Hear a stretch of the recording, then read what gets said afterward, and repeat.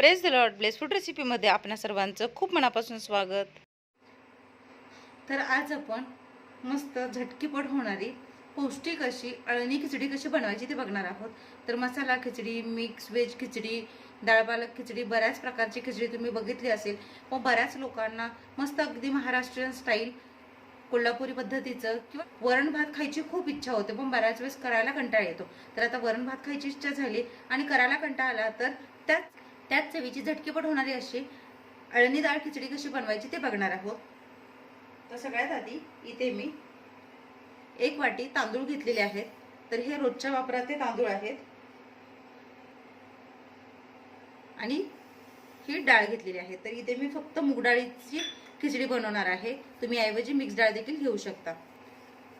तर एक वाटी तांदूळ आणि अर्धी वाटी डाळ असं प्रमाण घेतलेलं आहे. तर डाळ तांदूळ स्वच्छ 2 ते 3 पाण्याने धुवून घ्यायचं आहे.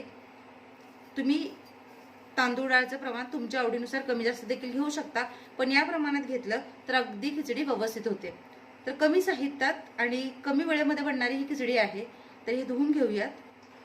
कुकरमध्ये 1 चमचा तूप घालून घेते, 2 चमचे तेल घालून घेते. तर तुम्ही नुसत्या तुपामध्ये देखील खिचडी फोडणी टाकू शकता. तेल चांगलं गरम झालं की यामध्ये थोडीशी मोहरी, थोडे जिरे, ज्या पद्धतीने आपण वरणाला फोडणी घालतो तशीच इथे फोडणी घातलेली आहे.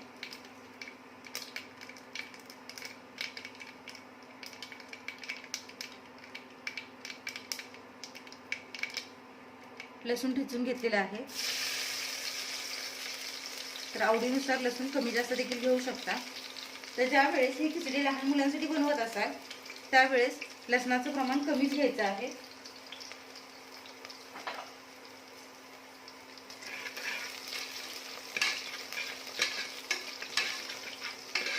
तर आजारी असो किंवा नॉर्मल सगळ्यांसाठीच ही खिचडी खायला अत्यंत पौष्टिक अशी आहे, बनवायला सोपी आहे.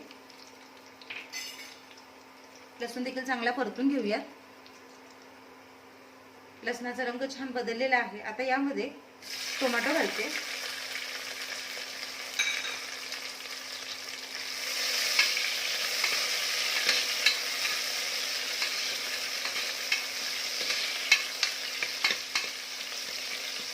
टोमॅटो थोडा मऊ करून घ्यायचा आहे. टोमॅटो परतला की यामध्ये हळद टाकायची आहे. जसे मी सुरुवातीलाच सांगितलं, आपण इथे अळणी खिचडी बनवतो त्यामुळे फक्त इथे हळद घातलेली आहे. मसाला वगैरे मी वापरणार नाहीये. आणि आता यामध्ये जे डाळ तांदूळ धुवून घेतलेलं ते घालायचं.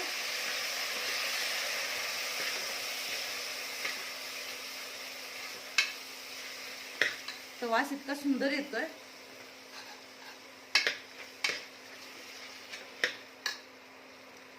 सगळ्यात महत्त्वाचं आहे ते म्हणजे पाण्याचं प्रमाण. तर आपण इथे खिचडी बनवतोय. खिचडी छान अशी मौसूद गुरगुरीत अशी असते, त्यामुळे आपण नेहमी बिर्याणी किंवा पुलाव करताना दुपटीचं प्रमाण घेतो. इथे मी 2.5 पट पाणी घालणार आहे.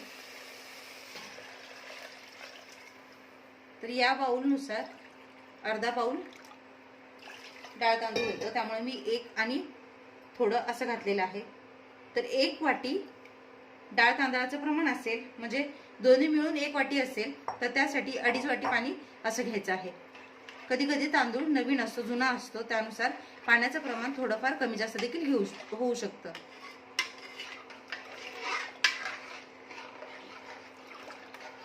तर हा माझ्याकडे बासमती जुना तांदूळ आहे, रोजच्या वापरातलाच आहे, रोजाना दावत.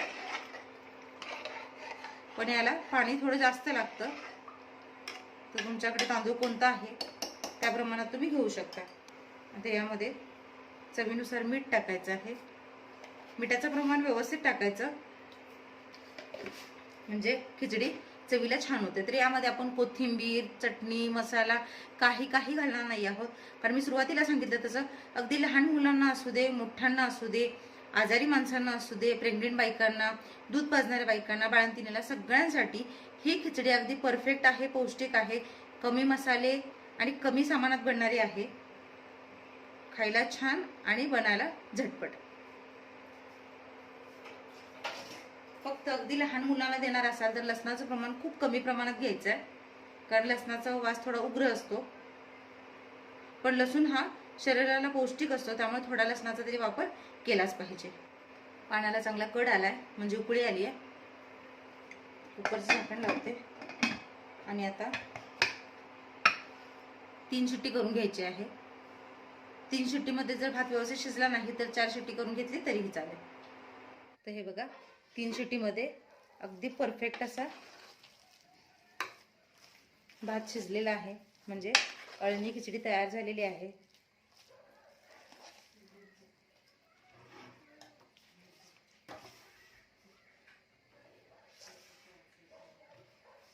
तर एका डिशमध्ये खिचडी काढून घेते